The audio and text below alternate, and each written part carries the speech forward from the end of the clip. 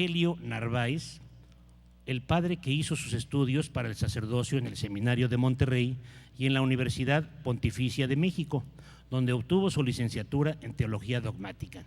Es maestro en el Seminario Mayor desde hace más de 10 años y actualmente es párroco de la Iglesia de Nuestra Señora del Rosario de Monterrey, Nuevo León, con una gran feligresía. Es además coordinador del Departamento para la Doctrina de la Fe en la Arquidiócesis de Monterrey. El padre Rogelio Narváez es un gran predicador y entusiasta en las cosas del Señor, muy elocuente en su palabra y con un gran dinamismo. Es muy querido por sus feligreses y seguidores. Es para mí un gusto presentar al padre Rogelio Narváez con este tema muy interesante, el tema eucarístico, que es precisamente el motivo central de nuestro encuentro mariano, y les pido que recibamos con un muy cariñoso aplauso a nuestro amigo el padre Rogelio Narváez. Bienvenido, padre Narváez.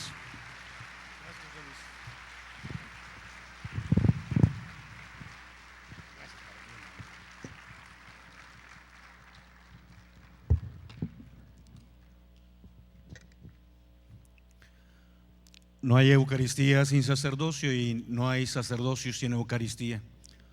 No obstante, en muchas ocasiones los sacerdotes vamos alejándonos de esa fuerza de la vida cristiana.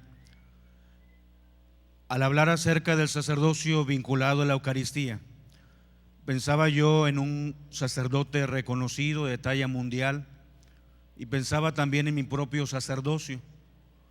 Pensaba yo en alguien que quizá ustedes hayan leído o hayan escuchado hablar acerca de él, don Félix López de Vega. Él fue sacerdote, un hombre con muchísimos talentos porque Dios le revistió de su gracia, pero un hombre que fue alejándose de la celebración del misterio de la vida cristiana, un hombre que no tenía tiempo para la Eucaristía, puesto que sus grandes talentos los utilizaba para tener un roce social muy especial. Fue confesor de la mismísima reina de España, consejero de ella, y pasaba su vida en torno a las relaciones sociales, en torno a las fiestas, en torno al glamour. No tenía tiempo para atender tantas invitaciones, mucho menos tiempo para rezar, para estar frente al sagrario, para tomar en sus manos el cuerpo mismísimo de Cristo. Y un día don Félix López de Vega escribe sus rimas. De las rimas de don Félix López de Vega, la 14 es una rima bellísima y nos presenta lo que él estaba viviendo en su propia experiencia sacerdotal. La rima 14 es conocida como de la divina espera amorosa y él se la escribe a Jesucristo sacramentado. ¿Qué tengo yo que mi amistad procuras? ¿Qué interés te sigue, Jesús mío? Que a mi puerta y cubierto de rocío pasas las noches del invierno oscuras. Oh, cuánto fueron mis entrañas duras, pues no te abrí que extraño desvarío. Si de mi ingratitud el hielo frío secó las llagas de tus plantas puras. Cuántas veces el ángel me decía: alma, asómate ahora a la ventana, verás con cuánto amor llamar porfía.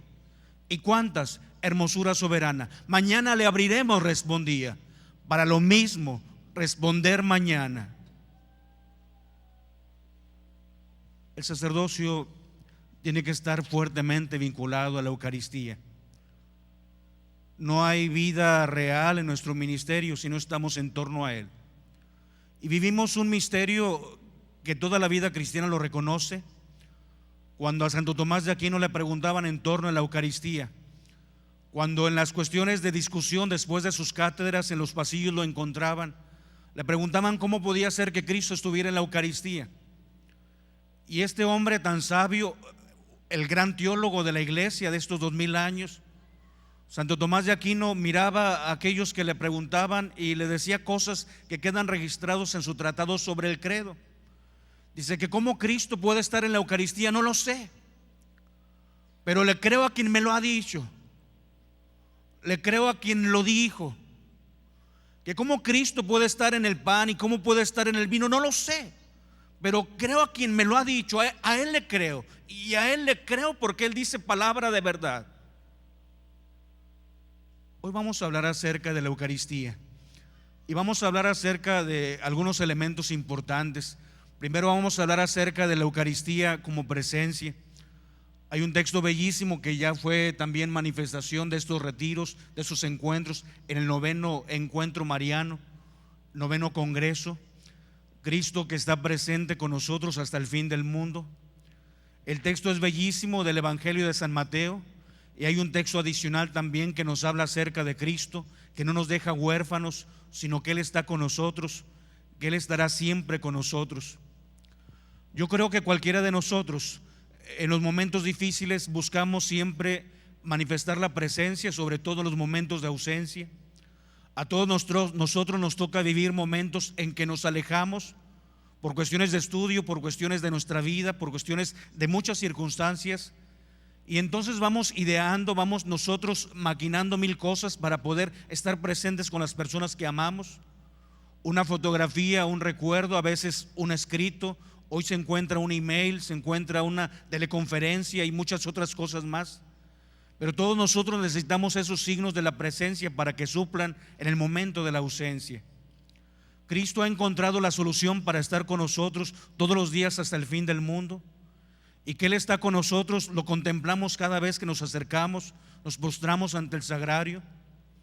Hay una presencia real en el sacramento, pero también hay una presencia de Él en los momentos difíciles. Si tú fueras capaz de trazar la línea de tu vida donde marcaras el inicio de tu existencia y marcaras el año actual, y fueras colocando un escaño en cada uno de los años en que Cristo se ha hecho presente, estoy seguro que marcarían no uno sino muchos, y tú como yo tendrías miedo de ser injusto y de olvidar algún momento en que Cristo estuvo con nosotros. Yo puedo hablarte de mi propia vida, mi vida ministerial, mi vida en torno a la Eucaristía, y puedo decirte que el año 87 fue un año fuertemente eucarístico, un año de muchísima oración ante el sagrario, un año intensamente difícil a juicio humano, pero profundamente cristiano desde los ojos de la fe. Ese año 87 estuvo marcado por 3 acontecimientos difíciles, desgastantes, cansados. El año 87 cierran la fundidora de fierro y acero en Monterrey. Papá trabajaba ahí, se quedó sin trabajo, un despido que era en realidad irrisorio para 22 años de trabajo. Él inició ahí a trabajar en el 65, cuando yo nací. El año 87 lo cierran y le dan un despido que era una risa verdaderamente. Ese año 87 continuó con una secuela de situaciones. Finalizando octubre falleció mi sobrino pequeño de 3 años y medio. Nuevamente la noche oscura se hace presente en la vida, y vas ante Jesús en el sagrario a preguntar por qué las cosas, qué es lo que sucede, por qué precisamente a nosotros. Las cosas no terminaban ahí, porque en el mes de noviembre, cuando apenas teníamos una semana de haberle dado cristiana sepultura a mi pequeño sobrino de 3 años y medio, yo había regresado a la Ciudad de México, donde estaba estudiando, y un telefonazo de nuevo. Ya le tiene uno miedo en esas situaciones a los telefonemas, y me dicen que mi hermano Efraín, que estaba trabajando en la ciudad de Nuevo Laredo, había tenido un accidente donde estaba él inconsciente totalmente en un hospital. Tengo que agarrar el autobús para regresar a Monterrey nuevamente, ir al Nuevo Laredo, y antes pues voy otra vez al sagrario a pedirle a Dios que me acompañe, que esté a mi lado y que me ayude para hacer fortaleza de mis padres, que ya traían una serie de situaciones que les desgastaban. Después de ir al sagrario tomo el autobús y voy al Monterrey, y de Monterrey voy a Nuevo Laredo. Llego, era noche en aquella situación del hospital. Mi madre y mi padre estaban ahí, mi hermano inconsciente efectivamente, y ellos sin estar en el lugar donde ellos son originarios, pernoctando. Ya era la segunda noche en el hospital. Mi madre sentada, mi padre acostado un poco en el suelo. No tenían posibilidades de ir a un hospedaje. Yo quería ir a tocar la puerta de alguna parroquia, de algún amigo, para que les recibiera, para que fueran a dormir mientras yo cuidaba a mi hermano, pero ya eran las 2, 3 de la mañana. Mi madre me dice que tenía un dolor de cabeza, y entonces pues voy a buscar yo algunas pastillas a la farmacia. Iba contando las monedas, y cuando de pronto estaba camino a la farmacia, yo seguía a preguntarle al Señor. Le preguntaba por qué la situación, por qué a nosotros, por qué precisamente tantas cosas juntas. Y recuerdo que iba camino a la farmacia, y cuando entré estaba aquella farmacia, había en el mostrador una vitrina y había una glosa de un pensamiento que quizá tú hayas escuchado una o muchas ocasiones, el de las huellas, ¿te acuerdas? Donde un hombre ve en su sueño su vida representada, 2 pares de firmes huellas van quedando plasmadas en la arena húmeda. En los momentos alegres, la fiesta, la alegría, cuando te enamoras, cuando te casas, cuando tu hijo nace, cuando te gradúas, cuando tienes un ascenso, cuando emprendes un negocio y está en ascenso, pero de pronto aparece un par de huellas solamente, y ese solo par de huellas aparece en los momentos difíciles, los momentos de enfermedad, de soledad, de abandono, los momentos de muerte de las personas que más amas, que más quieres. Y aquel hombre le pregunta a Jesús, pregunté triste a Jesús: Señor, tú me habías prometido que siempre estarías conmigo, pero noto con tristeza en la arena al caminar que no hay los 2 pares de huellas que se debieran notar. Dime en dónde están las otras 2 que indican tu compañía cuando la tormenta azota sin piedad la vida mía. Y el Señor me contestó con ternura y compasión: escucha bien, hijo mío, siempre te amé y te amaré, y en tus horas de dolor siempre a tu lado estaré. Pero si ves solo 2 huellas en la arena al caminar y no las otras 2 que se debieran notar, es que en tu hora afligida, cuando flaquean tus pasos, no hay huellas de tus pisadas, porque te llevo en mis brazos. Es Cristo quien nos carga en sus brazos. Es Cristo el buen pastor. Es Cristo quien está presente con nosotros en cada momento. Y Él está presente y esperándonos para que pueda escuchar lo que tú y yo queremos confiarle, sacarle del corazón nuestras desilusiones, los momentos difíciles de la vida, ponerlos en sus manos. Como decía Monseñor, buscar que nuestros ojos se iluminen contemplando el sagrario, que se iluminen con nueva luz, nueva forma de ver las cosas. Aparte de ser la Eucaristía sacramento de la presencia, también en la Eucaristía es el sacramento del alimento. Es el alimento eucarístico lo que nos fortalece. Hay un filósofo que tiene sus conclusiones de su pensar, Ludwig Feuerbach. Tiene una frase que ha sido difundida en muchísimas partes. La frase de él es: el hombre es lo que come. Es una premisa mayor: el hombre es lo que come, comemos materia, por lo tanto somos materia. Esa es la premisa y esa es la conclusión. Nosotros sabemos que en la Eucaristía, si nosotros somos lo que comemos, sabemos que si nos alimentamos con Cristo somos cristificados. Sabemos que si Cristo es nuestro alimento, somos transformados en nuestra vida.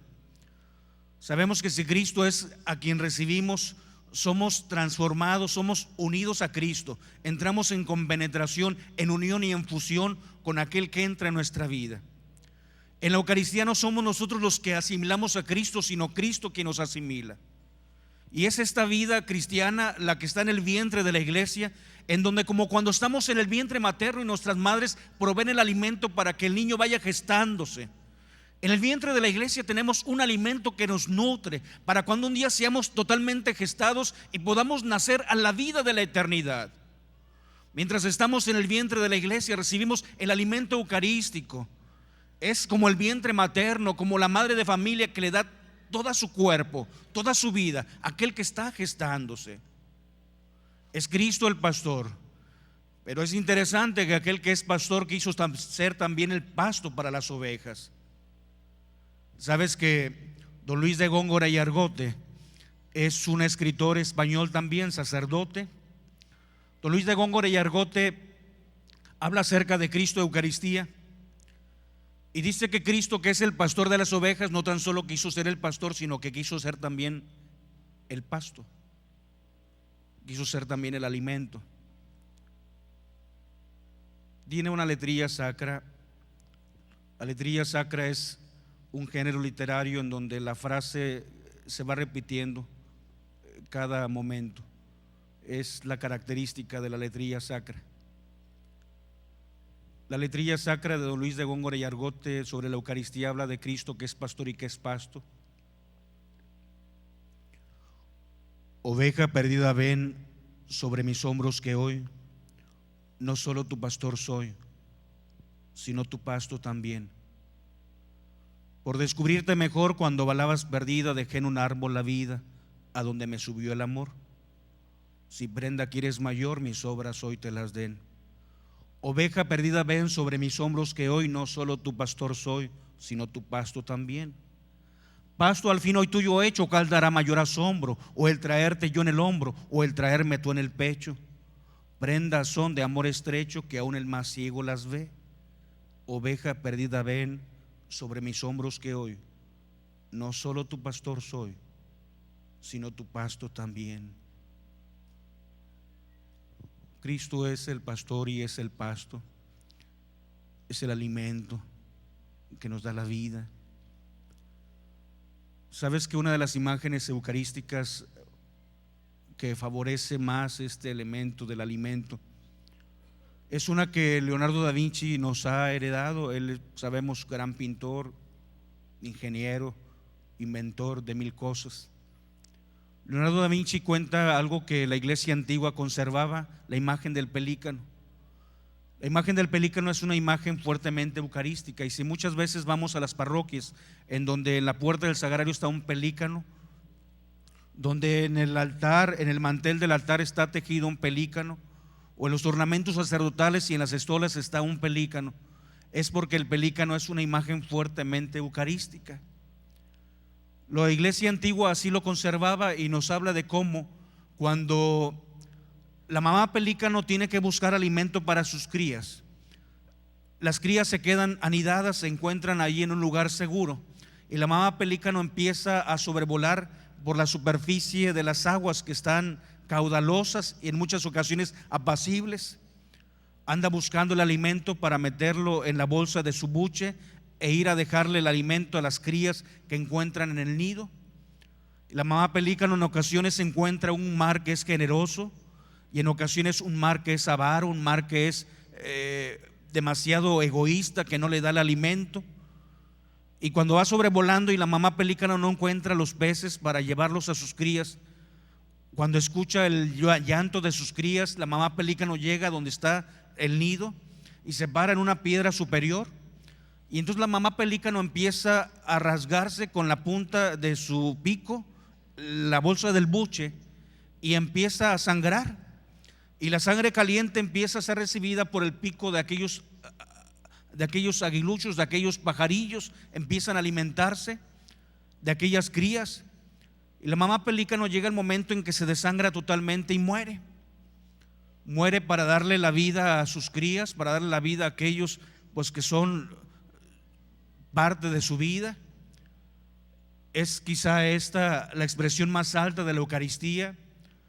Es Cristo quien da su sangre, es Cristo quien da su vida, es Cristo quien nos da su cuerpo, quien se entrega por nosotros. Hablamos de la Eucaristía como alimento y hablamos de aquello que nos nutre y que nos da fortaleza. Quisiera hablarte acerca de un momento de mi vida también en donde el alimento de la fortaleza me ayudó a vivir momentos también de la vida. Mi vida fue fuertemente relacionada con la Eucaristía, la catequesis, mi vida de acólito desde que era niño. Aquellos momentos de exposición en mi parroquia de infancia, siempre hincado con la campanilla sonando cuando Cristo iba siendo trasladado en la custodia. Recuerdo bastante bien que cuando yo ingresé al seminario, lo recordaba ahora que veía esta manta bellísima con su santidad. El Santo Papa Juan Pablo II fue alguien que estuvo presente en mi vida. El año 78 fue la primera vez que vino a México, fue a Monterrey el 31 de enero del año 79, y fue entonces que nació la inquietud. Quería yo ingresar al seminario, iba a terminar la secundaria, y entonces cuando terminé la secundaria ingresé. El año 90 fue un año muy especial porque su santidad regresa por segunda ocasión a Monterrey, regresa a México, y yo estaba preparándome ya para la ordenación. Recuerdo que llegó una noticia a todos los seminarios de nuestra patria que todos los sacerdotes o todos los jóvenes que estábamos por ordenarnos sacerdotes nos íbamos a ordenar de manos de su santidad. Para mí aquello era muy especial, era algo sumamente especial, porque ordenarme de manos de su santidad, pues era algo que nunca había soñado, que nunca había pensado ni ambicionado, porque al final de cuentas, pues quién iba a pensarlo, a sugerirlo, a pedirlo. Su santidad viene a México y a Monterrey, y aquel año 90 iba a ordenar sacerdotes el 9 de mayo en la ciudad de Durango. Yo ya había preparado, había mandado a hacer invitaciones, invitando a mis amigos a la ordenación a Durango, pero un mes antes de que fueran las ordenaciones nos llega la noticia de que no todos pueden ordenarse con el Papa. Yo recuerdo que para mí fue una noticia un poco difícil, pero tenía confianza en que fuera yo de los que se iba a ordenar. Iba a quedar la mitad salomónica. Monterrey había inscrito 8, íbamos a quedar 4. Íbamos, pues yo me contaba dentro de los que iban a ordenarse. Pero bueno, resulta que, pues como lo hicieron los apóstoles, una oración y una moneda al aire. En el caso de mi compañero y yo, que estábamos estudiando en México, éramos 2, iba a quedar 1, 6 estaban en la casa de Monterrey, iban a quedar 3. Recuerdo que antes de decidir, el padre Carlos Junco Garza nos pidió que estuviéramos en misa y que le ofreciéramos a Dios, que aceptaríamos su divina voluntad, fuere lo que fuere. Recuerdo que salimos de la misa y yo iba siempre confiado que yo era el que me iba a ordenar con el Papa, pero pues llegamos a su habitación de él, sacó un centenario porque no podía hacer cualquier moneda, y cuando ya hicimos la oración y aventó aquella moneda al aire, fue dando varios tumbos hasta que cayó en el piso y dio varias volteretas. Y pues mi amigo, el padre Hugo Chávez, fue el afortunado. Yo no me iba a ordenar con el Papa. Y dije, que al cabo ni quería. No, la verdad es que estaba yo destrozado. Ella me llaman y me dice: el señor arzobispo quiere que te ordenes el domingo de la Pascua. Y yo dije, bueno, ¿y en qué cae el domingo de Pascua? Porque la Semana Santa varía de año con año. Y dice, cae en 15 de abril, es el 15 de abril a las 10 de la mañana en la Santa Iglesia Catedral, domingo de Pascua, ¿te vas a ordenar? Yo dije, oiga, entonces me falta menos, me faltan 3 semanas. Y dice, sí, hay que preparar todo. Tiré las invitaciones a la basura, las del Papa, así, ordenado por el Papa y todo. Pues no las iba a usar. Empecé a llamar por teléfono que no me iba a ordenar con el Papa y a prepararme todo, mis ejercicios espirituales, acelerar todo. Recuerdo bastante bien aquella mañana del 15 de abril del año 90, en la Santa Iglesia Catedral de Monterrey. A las 10 de la mañana ingresé y hacia las 12:20 aproximadamente salí ya con las manos destilando el suave aroma del crisma, también mi cabeza y mis ornamentos. Recuerdo que cuando salí de la Santa Iglesia Catedral, mi madre se acerca y me dice, oye Rogelio, yo nunca pensé que Dios me iba a dar un regalo tan grande. Yo le dije, sin duda mamá, el sacerdocio es un regalo muy grande para mí, para ustedes, para la iglesia, para toda mi familia. Dice, no Rogelio, no es eso. Yo nunca pensé que el día en que tu papá y yo nos casamos, tú te ibas a ordenar sacerdote. Hoy cumplimos tu papá y yo 35 años de casados. Y nunca pensé que Dios me iba a dar un regalo tan grande. Jamás había recibido un regalo tan grande en mi aniversario matrimonial como el día de hoy. Estoy sumamente agradecida con Dios porque sé que Dios me ha dado este día un regalo muy especial que yo jamás pensé que iba a recibir. Cuando yo escuchaba a mi madre, yo pensaba en las cosas que uno no comprende en muchas ocasiones. Uno tiene un proyecto y Dios tiene un proyecto distinto. Uno piensa ciertas cosas de la vida y las cosas se dan de forma totalmente distinta. Pero estoy convencido, como tú debes estar convencido, convencida, que Dios no se equivoca y que Dios sabe sacar siempre cosas buenas aún de los momentos difíciles. Si yo hubiera querido ordenarme el día en que mis padres se casaron, no hubiera sido posible. En Monterrey al menos no es posible. Todos nos ordenamos el 15 de agosto y no hay otra fecha, 15 de agosto. Pero aquel año las circunstancias fueron especiales y Dios me regaló ese don. Cuando yo cumplí 10 años de ordenado, mis padres cumplieron 45 y lo celebramos. Yo llegué a cumplir 12 y ellos 47 y entonces mi madre falleció. Pero estoy totalmente agradecido y creo que cuando uno se presenta ante Cristo y en el altar uno presenta su vida, en el altar uno presenta sus ilusiones, sus sueños, lo que uno anhela, lo que uno espera, lo que uno quiere, uno entonces eucaristiza la propia vida, uno transforma la existencia, la pone en las manos de Cristo. Es Cristo el alimento, es Cristo el que nos fortalece, es Cristo el pan de vida para la existencia. Pero hace falta ver un tercer elemento en nuestra vida en torno a la Eucaristía.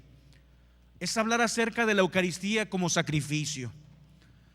El amor se expresa sin duda en la presencia. El amor de Cristo se expresa sin duda en aquel que se da como alimento, en aquel que es pastor y que es pasto. Pero el amor de Cristo también se expresa en el sacrificio eucarístico. Es Cristo quien nos da su cuerpo, quien nos da su sangre. Es Cristo quien se ofrece a sí mismo. Y tendríamos que pensar muchos de nosotros, sobre todo que en ocasiones vamos siendo egoístas, de que el amor se expresa sobre todo en la donación de uno mismo.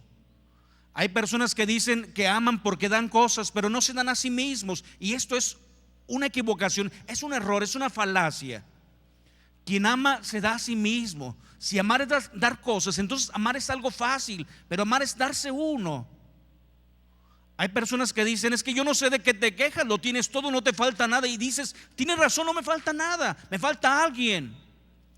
Amar es dar cosas, amar es llenar una alacena, amar es pagar colegiaturas. Eso es amar. Amar es darse uno. Amar es donación de uno mismo, es entregarse a uno mismo, hasta el sacrificio, hasta la negación de uno mismo, hasta el momento en que uno derrama su vida. Uno le entrega totalmente a los demás, como Cristo la ha entregado. Él nos ama y Él se ha entregado por nosotros. Pero en ocasiones nosotros vamos equivocándonos, vamos teniendo imágenes equivocadas de la vida y vamos juzgando de forma errónea. Fíjate cómo juzgamos los años buenos y los años malos, pero siempre con criterios materiales. ¿Cuáles son los años buenos y cuáles son los años malos? Para mi vida, la Navidad del año 2000 fue una Navidad sumamente especial. La vivimos como nunca habíamos vivido una Navidad, profundamente unidos. Pero la vivimos en un hospital.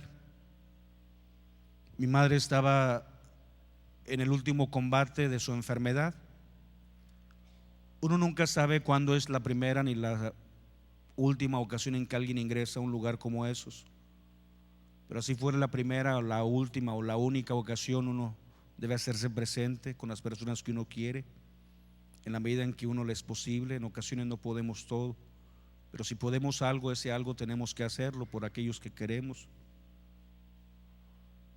Recuerdo la Navidad del año 2000 que nos pasamos prácticamente las últimas 2 semanas de diciembre y la primera semana de enero del 2001 cuidando a quien cuidó de nosotros, desvelándome por quien se desveló muchísimas veces por mí, velando el sueño de quien veló mi sueño. Recuerdo que en esa Navidad del año 2000 yo estaba en el seminario como formador y pues el periodo era en estructura académica. Los muchachos iban a ver a sus familias, yo podía estar más con mi familia, lo cual estoy profundamente agradecido con Dios que así fueran las cosas. Recuerdo que yo les decía a mis hermanas que me permitieran poder desvelarme un poco, cuidar a mi madre en las noches, que después cuando regresaran los muchachos al seminario yo no podía estar todo el tiempo posible porque mi ministerio me exigiría estar en otro lugar. Y después de mucho discutirles, mis hermanas me permitieron 2 noches cuidando el sueño de quien cuidó mi sueño muchas veces. Recuerdo que cuando estaba en el hospital, una de las 2 noches estábamos en Monterrey, en todo lo profundo de un sínodo diocesano, y estaba yo trabajando como secretario del sínodo, y estaba una de esas noches trabajando y después dejaba las cosas que tenía que hacer del vaciado para tomar un libro y leerlo. Y una de esas noches mi madre escuchó cuando el médico salió y cerró la puerta. Mi madre ya estaba canalizada y solamente en el silencio me preguntó: Rogelio, ¿estás ahí? Le dije: aquí estoy, mamá. Dice: ¿qué estás haciendo? Dije: estoy leyendo un libro. ¿De qué se trata? Es un libro, mamá, de una mujer llamada María Arnold. Se llama Los encantos del matrimonio. Y viene aquí, mamá, una serie de cuestionarios para ver qué tan feliz ha sido alguien como casada. Quiere que le ponga un cuestionario. Mi madre dice: Rogelio, y tú y tus cosas, pero ponme un cuestionario, el más pequeño. Dije: aquí hay uno que tiene 4 preguntas solamente. ¿Cuál es la primera? Pero tiene que responderme con la verdad. Así tiene que hacer uno las cosas, siempre con la verdad. ¿Cuál es la primera? La primera pregunta, mamá, que dice aquí es: ¿cuándo es la última vez que su esposo le regaló flores? Pues no me acuerdo, no sé. No me acuerdo, ponle una tachita. Le pongo una tachita. ¿Y cuál es la segunda pregunta? Quizá ahí me vaya mejor. La segunda pregunta, mamá, dice aquí: ¿cuándo fue la última vez que su esposo le escribió unos versos? Pues ni siquiera sabe escribir. No, ponle otra tachita, una segunda tachita, ya lleva 2. ¿Y cuál es la tercera pregunta? La tercera pregunta, mamá, para ver qué tan feliz ha sido usted como casada, es la siguiente: ¿cuándo fue la última vez que usted viajó a una isla paradisíaca con su esposo? No, pues no, yo he ido al rancho donde él nació y él ha ido al rancho donde yo nací, pero no hemos ido a una isla paradisíaca. Ponle otra tachita, ya lleva 3. ¿Y cuál es la cuarta? Ahí sí me va a ir bien, estoy segura. La cuarta pregunta, mamá, responda lo siguiente si quiere saber qué tan feliz ha sido como casada. ¿Cuál es el momento en su vida que usted recuerda como el más romántico? Mi madre se quedó mirando la pared. Ella había perdido ya la visión del ojo izquierdo, no veía absolutamente nada, pero su mirada estaba perdida. El ojo derecho veía un 40% después de 3 cirugías. De pronto volteé a mirarme y me dice: oye, Rogelio, ¿qué es algo romántico? Mamá, algo romántico es algo muy lleno de amor. Algo muy lleno de amor. Cuando tú tenías 2 años, tú te enfermaste. Y recuerdo que nos pasamos 2 meses en la clínica.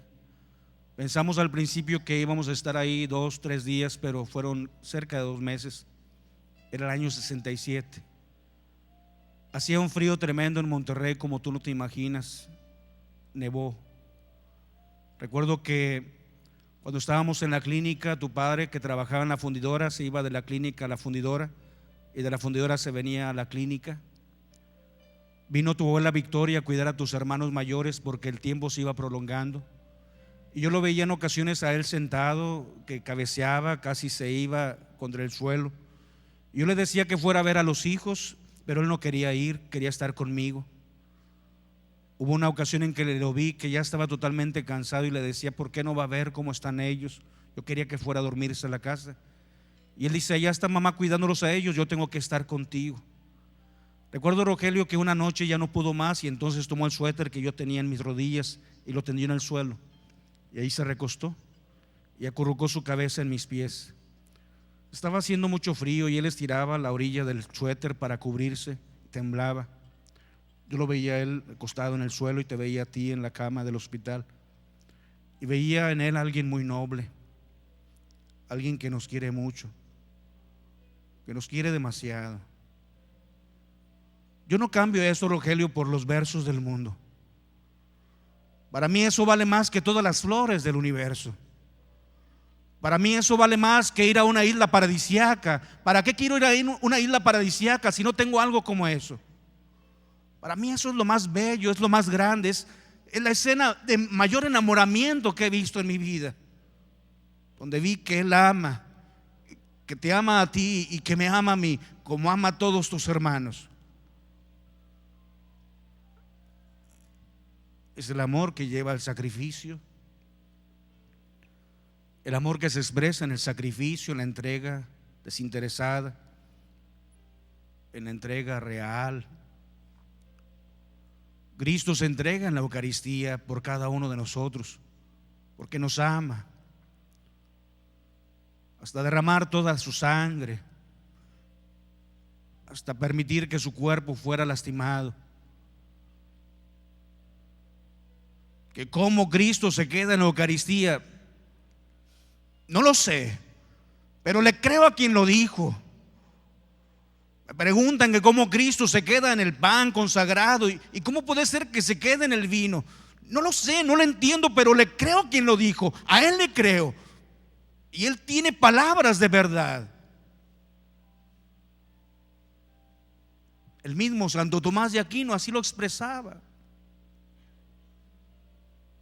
Le creo a quien lo dijo, a Él le creo,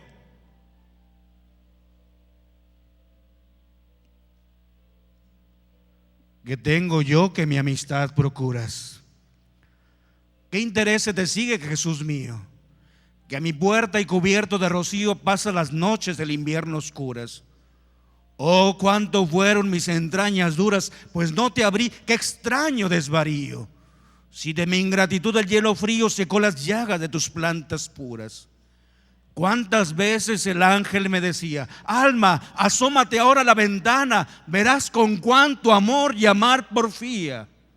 Y cuántas, hermosura soberana, mañana le abriremos, respondía. Para lo mismo responder mañana. Que Dios los cuide.